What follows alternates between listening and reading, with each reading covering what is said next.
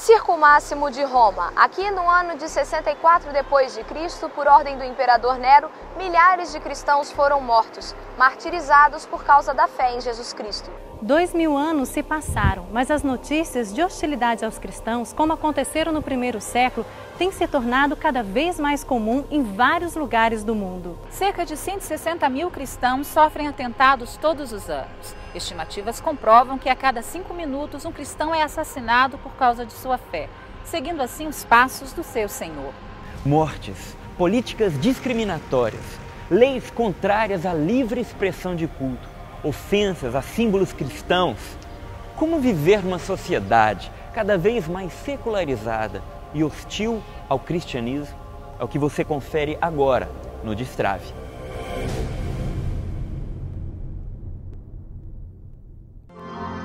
Namayes nakom. Daudi. Sana'ani. Resha. Tiavella sigimim be'ele. Endradafuli. Ildefonakom. Essas palavras de Jesus nunca deixaram de se cumprir ao longo dos séculos. São incontáveis os números de cristãos martirizados nesses 2000 anos de cristianismo. Nossa história começa aqui, em Roma, onde em 64 d.C. se iniciou a primeira perseguição em massa aos cristãos. A partir do imperador Nero, o cristianismo foi considerado uma religião inimiga do império e ilícita, cujos membros estavam sujeitos ao aprisionamento, à condenação e à pena capital.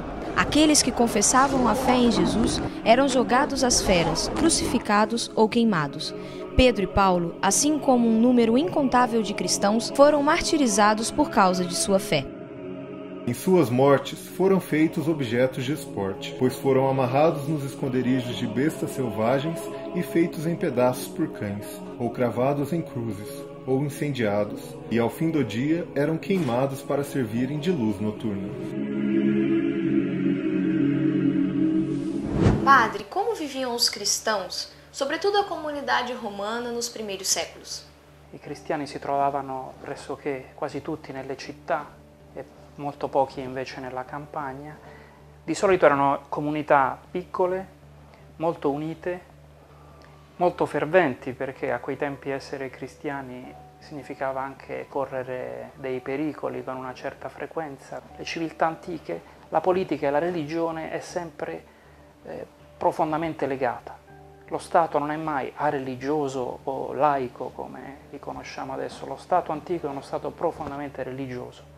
Dunque, cosa succede? Che il cittadino era completamente sottomesso allo Stato in ogni ambito della sua vita.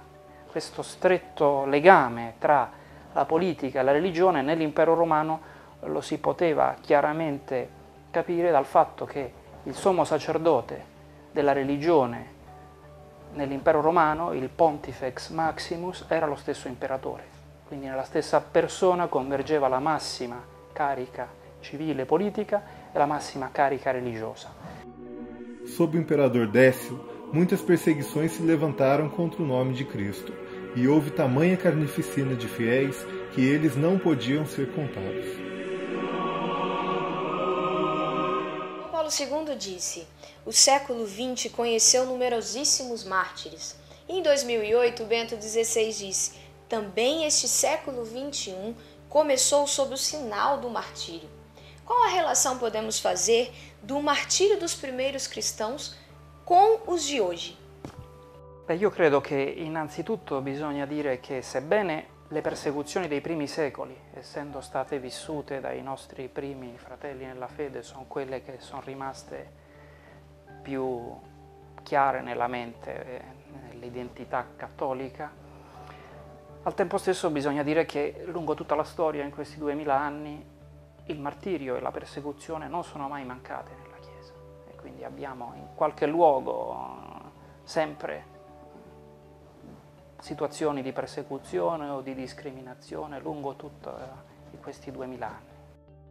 Comunque la cosa che abbiamo simile ai primi secoli è che per essere cristiani attualmente c'è bisogno di una forza interiore, perché altrimenti tutta la pressione che abbiamo attorno ci spegne la nostra fede. In un certo senso non c'è una grande convenienza sociale ad essere cristiani adesso.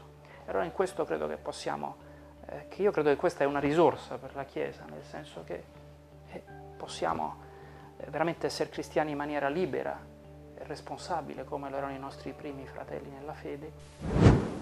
Tal como no início do cristianismo, o século XX pode ser considerado o século dos mártires. Milhares de igrejas e conventos foram destruídos por regimes totalitários e o número de cristãos presos, torturados e mortos por confessarem a sua fé superam o de toda a história. O Papa João Paulo II, no jubileu do ano 2000, fez uma celebração dos mártires do ano 2000. E o Papa disse, inclusive foi lá no Coliseu de Roma, o Papa disse que no século XX, só o século XX, fez mais mártires do que os 19 séculos anteriores da Igreja. Algo impressionante. Quando a gente pensa que acabaram seus mártires, não tem mais, pelo contrário, os mártires aumentaram. No século XX nós tivemos muita perseguição religiosa, né? A começar, por exemplo, lá no começo do século, da Revolução Mexicana, que matou muitos padres, muitos cristãos, muitos leigos, inclusive.